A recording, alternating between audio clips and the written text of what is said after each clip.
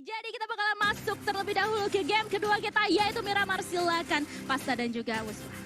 Thank you banget Dona. Dan game kedua pada siang hari ini Miramar akan menjadi menu kedua kalian untuk kalian saksikan, dan pesawat sudah mengudara di Pulau Miramar dan nampaknya ini bakal jadi drop yang so-so, walaupun memotong setengah, tapi ini bakal jauh banget kalau ada tim yang mau main ke Los Leones. Ini bakal jadi usual drop banget sih buat pesawat ini. Gue sering banget ngeliat pattern pesawat seperti ini di Miramar. Betul, ini cukup adil sebenarnya, tapi buat enggak sih, ini beneran adil karena yang mau turun di Chumacera itu masih bisa terjangkau juga. Kecuali lo turunnya di arah Los Higos, di arah Minas del Sar itu baru susah untuk dijangkau dan butuh vehicle terlebih dahulu. Jadi lo turun ambil mobil baru menuju ke arah early place yang pengen di looting. Kalau lo sendiri Son, ada prediksi circle untuk Miramar kali ini? Karena biasanya kita kalau nge-cast di Miramar itu selalu mengambil daerah Kambing Gunung. Kalau gue sih bilang biar ke pulau-pulau itu, gue bilang ini kayaknya ke daerah Chumacera. Oke, lo bakal ambil Chumacera. Ini kayaknya bakal ke atas. Lah, dia mungkin bakal masuk dalam circle. Gue bilang sih Chumacera. Chumacera, oke. Ini agak sedikit berbeda prediksi circle kita. Tapi lagi-lagi Terus tidak tiba-tiba kampo militer kan. Waduh, atau ruins. Waduh. Yang paling ujung barat kan. Mentok banget, bos. Itu sampai huruf R-nya aja kagak masuk, gila. Saking mentoknya. Dan kita lihat di sini beberapa tim sudah mulai turun. Water treatment. Oke, itulah sebabnya gue mau circle-nya ke arah Chumacera pas. Oke, dan itu juga sebab kenapa gue pilih Laku Beria. Oke.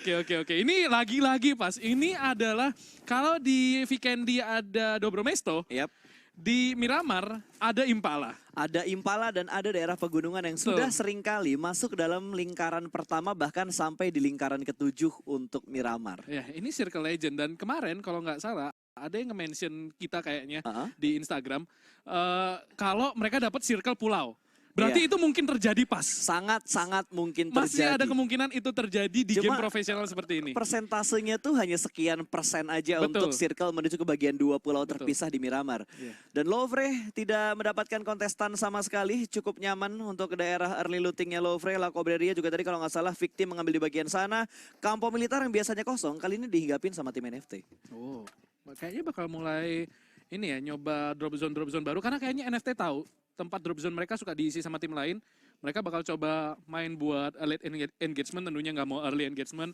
Mau main aman, mau coba dapat placing tentunya buat dapetin poin tambahan di hari pertama. Jadi bakal mencoba menghindari combat sebisa mungkin. Sementara kita lihat, mereka benar-benar nggak ada yang nabrak drop zone sama sekali. Semuanya saling ngalah. Bahkan kalau kita lihat dari pesawat tadi dan dari posisi turun semua player dan juga timnya, Puerto Paraiso tuh jadi kota yang kosong banget. Semuanya ngambil di bagian-bagian sekitar Los Leones, terus Impala, bagian kiri, dan ada beberapa tim yang masih ngotot untuk mengambil di bagian kiri bawah. Seperti The Pillars yang mereka nggak pernah keluar dari area early looting mereka. Valle del Mar tidak mau terpisah. Ada Bonafide juga di sekitar sana kalau nggak salah tadi dari arah turun semua player yang bakal turun. Tapi balik lagi loh, untuk Miramar dan juga Erangel nggak ada engagement di awal-awal, semua turun di arah kota yang mereka inginkan.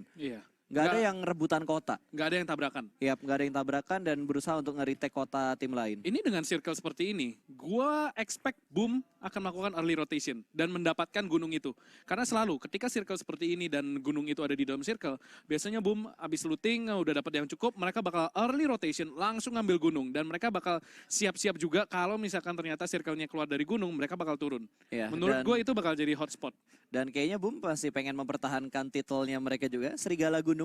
Yang seringkali mengamankan high ground gunungnya terlebih dahulu dibandingkan tim-tim lain. Dan biasanya kalau udah naik, yang mulai mepet tuh kayak Aura, udah mulai mepet ke arah gunungnya juga. Mort juga langsung menuju ke arah pegunungannya juga. Jadi ini bakal numpuk banget harusnya di bagian gunung dekat Impala yang biasanya ditempatin sama tim-tim. Itu biasanya yang ngontes adalah RRQ sama Bigetron. Karena mereka juga bisa main di gunung tersebut. Lagi-lagi udah tinggal berharap aja sih, kalau udah nahan di gunung itu satu jalur masuk, satu jalur keluar. Lu susah banget buat turun, susah banget buat naik. Jadi memang agak hoki-hokian juga, dan tentunya seperti biasa, mobil adalah aset penting di Miramar. 4 mobil dan Bonafide mendapatkan 4 jeep. Ini menurut gua 4 pick up atau jeep yang menurut early setupnya udah enak banget sih. Tinggal permasalahan mereka punya gas atau enggak supaya bisa ngebawa jeep ini sampai akhir. Karena ketika di late game open field, dan lu nggak punya gundukan, ya teman lu satu-satunya adalah mobil. Ya, Dan buat lu punya, defaulting. ya dan lu punya jeep. Ini dengan mobilitas yang tinggi banget ya, lu bisa naik turun gundukan, lu nggak perlu takut akselerasi lu turun ketika lu manjat gundukan. Jadi memang untuk melakukan rotasi, untuk melakukan evakuasi, jeep adalah mobil yang paling baik buat dipakai. Untuk kelemahannya mungkin Jeep hanya di kolongnya doang sih. Karena Iya, kan tinggi dia banget. nggak ceper, dia Iya. tinggi. Jadi kalau misalkan lu ngambil daerah yang nggak landai, Betul. yang nggak bisa dibilang nggak agak naik atau nggak agak turun dikit, itu kalau di setup pasti bakal Iya. gede banget. Makanya kalau biasanya mobilnya. bannya dipecahin pas. Iya, Jadi- dibikin miring ke kiri atau miring ke kanan, ambil Betul. satu sisi doang. Betul. Dan ini Bobs 73 kill, rank 23 di regular season, dan The Pillars nampaknya mulai melakukan rotasi kayaknya di sini. Mereka kayak mereka pede banget sih di kota ini. Mereka tahu nggak ada orang sama sekali. Betul. Mereka bisa drift bikin donat kayaknya bahkan di jalan raya ya. Gila nih, ngeblokir nih, udah tinggal balap liar aja nih. Betul, apalagi ini track yang lurus banget. Walaupun tadi daerah jalannya sempat dilewatin sama Bonafide juga, tapi nggak ada engagement di antara Nggak kedua ada. tim ini karena semuanya fokus untuk melakukan early looting mereka. Bahkan Bonafide mereka nggak ngambil kota, tapi mereka scraping di jalan yang mereka lewatin. Setiap ada rumah berhenti dulu, looting, mereka jalan lagi, ngeliat mobil, turun, ambil mobilnya lagi, baru mereka pindah menuju ke jalur bawah, sisi paling bawah dari jalanan yang ada di Miramar. Ya karena lagi-lagi biasanya di awal ronde atau bisa dibilang awal sebuah liga, semua tim bakal main dalam tanda kutip lebih pasif. Karena Mapping. semua startnya sama kan 0-0-0-0-0. Yap. Nanti kita akan melihat tim yang agresif mungkin di hari kedua atau hari ketiga. Ketika mereka udah sadar kita nggak bisa nih ngandalin placement doang, kita harus dapat kill. Nah itu kita akan melihat tuh tim-tim yang seperti itu. Tapi sekarang karena mereka semua poinnya masih bisa dibilang sama, masih tipis-tipis, kita akan melihat beberapa tim bermain atau bahkan semuanya main lebih aman, main nahan compound, main nahan circle. Kita nggak akan ngelihat tim yang main gila-gilaan, tabrak sana tabrak sini, terus nabrak compound, rebut compound, main agresif, nabrak tim yang lagi rotasi. Itu mungkin kita akan melihat sedikit di awal-awal pertandingan, tapi ya seperti yang kita lihat ini pasif banget. Ya, kecuali dari The Pillars yang harusnya mood mereka naik banget Nah. karena mereka udah ngumpulin sejauh ini 30 poin dari 30 10 poin. kill dan juga 20 poin dari Chicken Dinner. Harusnya ngebuat mood mereka semakin bagus di hari pertama grand final ini. Ya, tapi juga mereka harus belajar dari pengalaman ya. Ya, Di week betul. pertama regular season mereka mengalami hal serupa tuh. Dapat chicken banyak, dapetin kill banyak, tapi masuk mid to late season mereka agak sedikit terseok-seok. Jadi mereka juga harus waspada akan kemungkinan-kemungkinan yang bisa terjadi nanti. Karena biasanya ada satu jinx di babak league untuk di PMCO zaman dulu. Siapa Flo? Tim dari Malaysia yang biasanya dapat chicken di awal-awal round waktu itu terus tiba-tiba siapa? Oh iya VIP. VIP. Mereka sering banget dapetin chicken. Jadi dalam tiga hari atau 2 hari turnamen mereka selalu membuka dengan chicken. Tapi habis itu round mereka buruk banget. Round-round berikutnya mereka hadapi dengan sangat buruk. Ini yang harus dijaga moodnya oleh pemain-pemain The Pillars. Dan kali ini Geek Fam juga sudah mulai melihat pergerakan dari Victim. Jacket meledak begitu aja. Poin pertama dan orang pertama yang hilang dari Victim. Poin pertama menuju ke arah Geek Fam. Tapi Chisun bakal aware di arah belakangnya. Karena satu pemain mereka sudah mulai terpick off. Dan Chisun juga langsung mengambil angle ke bagian luar dari blue zone-nya. Datmos berhasil diamankan. Fajar mendapatkan satu. Ada trade kali ini. Tapi Fajar sudah melihat pergerakan kedua dari tim Geek Fam. Morphy sudah mulai kelihatan bakal ada spray langsung. Datmos gak akan bisa diselamatkan lagi. Itu bakal menjadi tukar satu untuk Victim dan juga Geek Fam. Ya, ini Morpha dalam mission impossible sih. Bahkan dia belum tentu bisa keluar dari posisi ini. Tapi Victim juga harus ingat, mereka udah ada di blue zone. Mereka harus melakukan rotasi. Dan mereka harus ingat, mereka tusun loh di ronde sebelumnya. Yes. Jadi mereka nggak bisa tusun lagi sekarang. Kalau nggak, mereka akan start grand final ini dengan sangat-sangat buruk. Jadi mereka harus keluar juga dari posisi ini secepat mungkin dengan pemain sebanyak mungkin. Mereka udah kehilangan jaket, mereka udah nggak boleh kehilangan satu pemain lagi. Zaxi di sini bakal kecelakaan tunggal, tapi lagi-lagi Chisun benar-benar menahan rotasi dari Geek Fam biar nggak bisa kemana-mana. Ya kalau dibilang posisinya ini bakal jelek banget kedua tim karena mereka fight di arah blue zone dengan jarak 2,3 km itu untuk jauh masuk banget. ke dalam circle. Dan kayak dari Morphy masih try hard untuk menyelamatkan Datmos posisinya walaupun lagi knock kayak gini. Healingnya, boostingnya, tappingnya masuk. Kali ini Morphy harus melakukan cancel untuk revive-nya. Cukup panik, dia harus first aid terlebih dahulu tapi bakal dihujanin peluru sama 2 pemain Victim. Baru Fajar sebenarnya yang nembak, tapi Datmos lagi. Chisun harusnya udah mulai ngebantu juga posisinya. Ini ke sandwich banget dari 2 pemain Victim. Chisun udah mulai ngebuka posisi, ngeflank sedikit ke sebelah kanan. Ini angle-nya enak banget untuk through the smoke ke arah tim Geek Fam, tapi ada yang nge-backup. Iya, ada yang nge-backup. Kita lihat di sini Floral akan datang dari arah Oh, belakang. dua. Jisun bakal coba confirm tadi karena dia melakukan flanking, tapi Floral dengan mobilnya mulai melakukan push dari arah belakang. Jisun juga akan melakukan Floral dan dia bakal dapat mobil. Ini artinya Geek Fam dalam masalah besar. Floral tidak mampu mendapatkan backstep dari seorang Jisun dan itu akan menjadi sangat-sangat mahal untuk Geek Fam karena sekarang Victim bisa dapetin 3 kill dan mereka punya mobil untuk melakukan rotasi. Victim sangat-sangat diuntungkan oleh kesalahan Geek Fam tadi. Kalau gue jadi Geek Fam, kalau gue jadi Floral, gue gak bakal nge-backup posisi ini sih. Gue pasti bakal langsung gaspol menuju ke dalam circle. Jarak yang cukup jauh ini udah masuk ke DPS untuk Blue Zone yang kedua.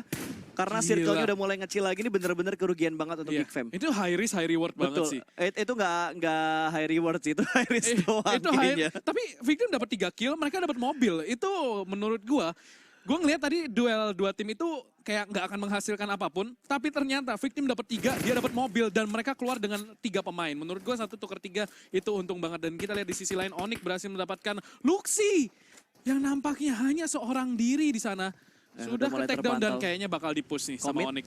Ini bakal commit sih. Kayak mereka bakal komit. Tapi komitnya nggak sampai nabrak sih. Harusnya mereka hanya ngelebarin posisinya doang. Supaya bisa dapetin angle shoot yang lebih perfect untuk nge-finishing Luxi yang udah mereka knock. Ya, atau mereka bakal membiarkan saja dan mereka bakal lurus terus di depan. Mereka ada alter ego.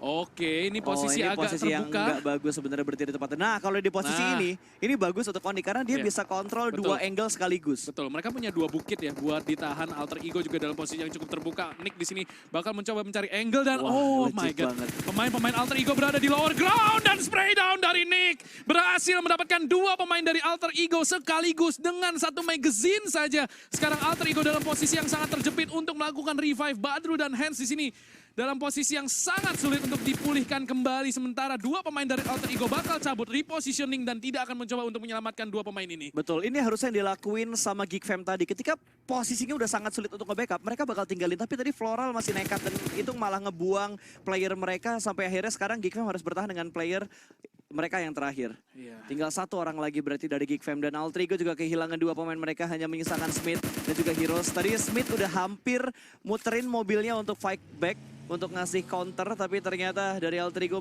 lebih memilih keputusan yang bijak untuk nge-retake posisi mereka dan nggak melanjutkan fight-nya dengan Onyx. Oh, mereka bakal nahan bibir pantai. Di sana udah ada Bonafide juga.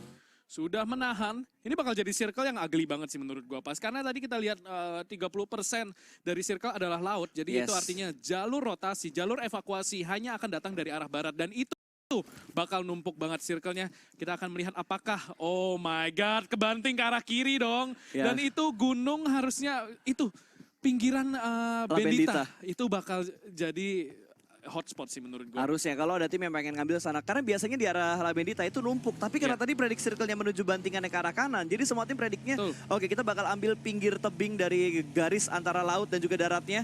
Tapi ada Onyx juga yang sudah mulai bergerak. BTR masih bisa bertahan. Luxi yang tadinya kenok ternyata masih bisa diselamatkan. Ya, ini masuk ke late game dengan 4 pemain tentunya akan menjadi modal baik bagi Bigetron.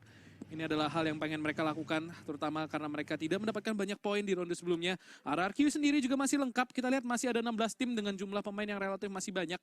Belum, kayaknya ini bakal ada beberapa tim doang yang pincang-pincang nanti masuk ke late game. Tapi kita lihat bagaimana pemain-pemain ini bermain dengan sangat pasif di pinggiran zona. Nggak ada yang terlalu banyak nahan di dalam. Justru banyak kan yang mainnya masuk perlahan-lahan. Kita lihat di Pillars juga melakukan hal yang serupa. Di mana di depan mereka persis ada Bigetron. Boboho di sini bakal gaspol. Kalau dia nggak berhati-hati. Harusnya berhenti sih. Harusnya berhenti di sini. Ya, Oke, dia bakal berhenti. Angle-nya bakal ngeliat. visionnya. Zuxi mungkin bakal ketembak. Oh dia ngeliat karena Microboy. Oh my god. Itu aim yang tajam banget pas. Feeling good banget, tak tintas dan Boboho bakal langsung nge-prone terlebih dahulu menutup angle shoot karena Zuxi punya angle untuk nge-backup Microboy yang sedang terkenok. Healing terlebih dahulu, 4 angle yang dipunya sama BTR Ops, sekarang tinggal 2 angle karena 3 pemain lainnya bakal melakukan nge-stick. Tapi kali ini Nick berhasil mendapatkan posisi dari Boboho, setup smoke terlebih dahulu. Mulai dalam kondisi yang tertekan kali ini setelah mereka ingin memangsa BTR, ternyata ada Onyx yang datang dari sisi lain. Iya, ini The Pillars harus berhati-hati sih karena sisi kanan mereka itu adalah lower ground dan Onyx tadi punya high ground. Ini bakal jadi vision yang gampang banget buat Onyx ngelihat The Pillars. Sementara Bigetron karena ada Onyx tadi, engagement dari The Pillars sedikit mengendor. Jadi mereka punya waktu untuk repositioning atau bahkan mengkontes balik The Pillars di posisi yang sangat terjepit. Dan lihat, Onyx udah tinggal menebar teror aja sembari Mozart nampaknya akan didapatkan oleh Red Rocket. Ini bakal jadi three-way showdown. Bonafide hanya memantau dari kejauhan. Onyx juga di sini hanya menebar teror, memotong jalur rotasi dari The Pillars. Ya, dan ini perfect banget posisi dari tim Onyx. Mereka punya 2 lempengan bahkan yang bisa dimanfaatkan untuk dijadikan hiding spot dan mereka bisa melakukan fake position ke arah musuh-musuh yang udah ngelihat posisi mereka. Setupnya bakal susah banget buat diprediksi tentunya untuk pemain-pemain dari tim Onyx tadi. Sementara BTR mereka bakal reset terlebih dahulu full boosting dari Microboy. Oh, nggak terlalu full boosting sih karena tinggal seperempat lagi untuk memaksimalkan boostingnya dia. Dia udah tahu di mana posisi pemain-pemain The Pillars berada. Tapi Morph juga sudah mulai terkontrol. Kali ini Zuxi melihat satu pemain dari Morph belum bertembakan sama sekali. Tidak boleh terlalu fokus untuk berada di bagian atas karena di belakang mereka masih ada The Pillars yang siap memangsa BTR. Ya ini Bigetron harus berhati-hati sih menurut gue, mendingan mereka commit push karena armor sama helm mereka udah mau pecah. Kalau mereka main game tempo lambat, mereka bisa masuk ke late game tanpa armor dan tanpa helm. Menurut gue lu nggak mau masuk ke late game tanpa armor tanpa helm. Ya karena kita udah ngelihat beberapa kali close combat 1 lawan 1 kalah hanya karena permasalahan armor dan juga helm. Betul. Mereka harus memikirkan hal tersebut bantingannya juga. ke atas. Bantingannya ke atas dong. Kita akan melihat RRQ sudah mengisi daerah perbukitan bersama dengan Victim dan juga Louvre. Sementara dari daerah timur dan juga selatan, itu bakal bloodbath banget. Bakal ada Royal Rumble buat semua tim yang pengen masuk ke dalam circle. Dan lihat, Boom di mana? Boom udah nahan gunung. Ya, udah pasti ini posisi yang biasa diamankan sama Boom. Tapi ada tim lain juga yang memikirkan hal yang sama seperti dengan Red Boom. Rocket. Ada Red Rocket di sekitar Boom. Red Rocket duluan ngambil gunungnya. Dia naik duluan. Ini bakal menjadi hambatan untuk Boom mengambil pegunungan yang biasa mereka ambil. Red Rocket sudah berhasil naik 50% dari pegunungan mereka kuasai. NFT datang dari arah belakang. Iya, ini usual suspects yang bakal ngisi gunung ya. Nah, NFT, Boom, dan kita Bonafide juga mulai melakukan rotasi. Ini Gunung Impala memang menjadi aset penting dan NFT kayaknya tahu di situ. Kayaknya nggak bisa, dari sini kayaknya nggak bisa naik Dabor. Ya, dan ini nggak masuk dalam circle untuk posisinya NFT tadi. Mereka harus bergerak, sementara Dranix sudah mulai memantau pergerakan juga tadi. Onyx, satu pemain mereka harus meledak mobilnya dan Slayer. Dari Louvre sudah mulai terpantau. Dranix udah tahu 2 posisi tim yang ada di sekitar mereka. Posisi Dranix nggak gitu bagus sih menurut gue. Mereka ada di open field, mereka nggak bisa nahan posisi ini terlalu lama. Lagi-lagi, circle kemungkinan nggak akan ke arah mereka. Kalaupun circle ke arah mereka, mereka bakal digempur dari seluruh penjuru mata angin. Jadi memang bukan tempat terbaik dan di sini Red Rocket bakal nyayur. Pemain-pemain dari NFT yang bakal masuk ke daerah gunung. Kita lihat 2 pemain dari Red Rocket langsung menembaki pemain-pemain dari NFT. 2 pemain terknock out. Sementara kita lihat di sini Onyx hanya memantau dari kejauhan. Red Rocket dalam posisi yang cukup terbuka. Mereka harus berhati-hati karena lihat mereka nggak punya cover sama sekali. Kings di sini akan mencoba dapatkan pemain lagi. Tapi enaknya dari NFT, mereka punya satu batu yang nutup angle shoot dari tim Red Rocket. Tapi tidak untuk posisi dari Onyx. Karena tadi Onyx berada di belakang NFT persis. Bonafide menjadi tim pertama. King Kongnya langsung disembelih dan dipulangkan begitu aja menuju ke arah lobby. Mereka mati sama zona? Ya, ada ketembak juga. Atau jatuh kayaknya? Kayaknya jatuh turun. Kayaknya jatuh deh tadi. Karena ada 2 pemain tadi mati bukan karena kena orang. Yap. Oh god, bukan awal yang baik. Mungkin mereka panik karena ditembakin dari berbagai arah juga. Bahkan Victim tinggal 1 loh. Victim Geek Fam hanya menyisakan 1 pemain mereka doang. Dan yang gue salut tim Geek Fam, last man standing mereka masih bisa bertahan hingga circle yang keempat. Ya ini lagi-lagi kalau udah tinggal placement. Nah ini posisi yang gak bagus nih.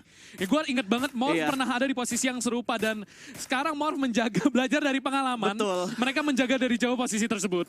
Dan mereka gak ingin mengulangi kesalahan yang sama yang udah mereka perbuat. Dan kali ini Red Rocket sudah memantau pergerakan dari arah bawah. Berhasil mendapatkan 1 pemain lagi. The Pillars mulai bergerak ke arah yang salah. Red Rocket mempunyai angle yang perfect dari arah pegunungannya. Berhasil memotong rotasi dari tim The Pillars yang berusaha mengambil posisinya Red Rocket. Dia bakal naik lagi ke arah yang lebih tinggi sementara Zuxi berhasil diamankan. Nick berhasil mendapatkan 1 tapi Onyx ternyata dipulangkan ke arah lobby. Ada NFT yang menjadi tim ketiga mengganggu peperangan antara Onyx dan juga Bigetron tadi. Lagi-lagi ini akan bakal menjadi hotspot. Kita lihat di sini Teddy bakal turun. Granatnya dilempar tapi tadi akan jadi off angle, nggak akan connect. Sementara Zuxi bakal didapatkan oleh NFT. Lagi-lagi killing spree dari NFT. Bigetron masih belum menunjukkan tajinya sembari Red Rocket masih menahan di pinggir tebing, mencoba mencari vision akan tim-tim yang mungkin masuk. Ryzen berhasil memberikan respon untuk mendapatkan Pala Gimpe. Ozora akan mendapatkan Mozart. Dari kill feed kita lihat nampaknya seluruh pemain mulai menebar teror dan oh my god, posisi dari Bigetron bukan posisi terbaik pas. Ya mereka harus bergerak sekarang. Blue Zone keempat mulai menutup dan dia butuh bergerak sedikit untuk masuk. Kenok 1. Kenok karena zona Ryzen di sini. Ya harus diselamatin terlebih dahulu dan harus di setup smoke. Ini batu yang kecil banget dari kiri itu bener-bener kebuka banget. Dan NFT juga udah ngunci pergerakan dari BTR dan circle-nya ngambil arah tengah. Tidak ada satupun tim yang masuk ke dalam circle. Ya ini semua tim harus berlomba masuk ke dalam circle, terutama tim-tim yang dari arah gunung ya. Mereka turunnya akan banyak makan waktu dan juga udah ditungguin sama tim lain yang berada di bawah mereka. Jadi mereka harus berhati-hati. NFT di sini mereka tahu di belakang mereka ada Bigetron. BTR bakal fight sama Aerowolf dulu harusnya. Ini jalur rotasi saling memotong sih. Iya, ini udah harusnya. tinggal siapa yang punya banyak pemain. Sekarang giliran Red Rocket yang kehimpit karena mereka harus keluar dari arah betul. gunungnya dan udah ditungguin sama 3 tim yang ada di bagian bawah. Ini yang gue bilang, lu ketika nahan di gunung, satu jalur masuk, satu jalur keluar. Ketika lu udah naik, lu nggak akan bisa turun. Apalagi kalau circle-nya keluar dari lu. Dan kita lihat di sini, Aerowolf bakal melakukan rotasi langsung dengan sangat cepat. Sementara Bigetron hanya tersisa 2 pemain, masih belum membukukan satu pun kill dari sisi Bigetron. Aerowolf di sini bakal punya angle yang enak dan di depan mereka ada Morph juga 3-way showdown mungkin akan menahan tembakan terlebih dahulu karena lagi-lagi, oh ini open field banget pas covernya nggak ada sama sekali, nggak ada batu. Aura bakal terbuka banget di depan mereka persis ada Boom Esports sementara mereka Belakangnya punya Tayo. lagi. Di belakangnya ada RRQ. Ini bakal jadi 4-way showdown yang bakal rusuh banget karena nggak ada cover sama sekali. Betul, ini jadi PR banget tentunya buat Aura. Mereka mengambil di posisi yang sebenarnya tidak terlalu enak karena bukitnya cuma ada di depan dia doang. Belakangnya bener-bener kebuka banget. Bakal dipus langsung ditabrak begitu aja, dilihat satu orang, bakal ada spray dari arah mobil. Renalre berarti mendapatkan 2 orang dan Morph pulang dengan sangat cepat. Aerowolf bermain dengan agresif. Gila itu. What a nice play, man. Itu nice push banget dari Aerowolf. Mereka nabrak Morph dan bahkan Morph nggak sempat ngerespon sama sekali kedatangan dari Aerowolf dan langsung disikat habis. Tidak disisikan satupun pemain dari Morph dan langsung saja dipulangkan ke arah lobby. Dalam waktu 5 detik kita tiba-tiba saja timnya udah tersisa 9. 4 tim tereliminasi sebegitu cepatnya. Dan lihat zonanya pas open field banget. Gundukannya bisa dihitung sama jari. Aura walaupun mereka aman dari sisi depan, belakang mereka nggak aman sama sekali. Kita lihat Bigetron, mereka nggak akan open fight di sini karena mereka tinggal berdua. Mereka cuma akan memanfaatkan posisi mereka untuk mendapatkan pemain-pemain yang pengen masuk ke dalam zona. Iya, satu nilai plus yang dipunya sama BTR adalah BTR masuk dalam circle. Dan Ryu pun sepertinya sudah mulai pincang. Warung langsung dipulangkan ke arah lobby. Ini Aura sudah mengumpulkan 5 kill. Dranix terjebak dan Ozora punya angle shoot ke arah Lizard. Ya, tapi cukup jauh dengan AKM jarak segini. Agak sulit untuk mendapatkan pemain ya, apalagi cuma pakai holo lagi dan nggak ada kompensator. Itu bakal lucky shot banget kalau bisa dapetin Lizard, tapi di sini Ucup sudah ter-take down Ozora.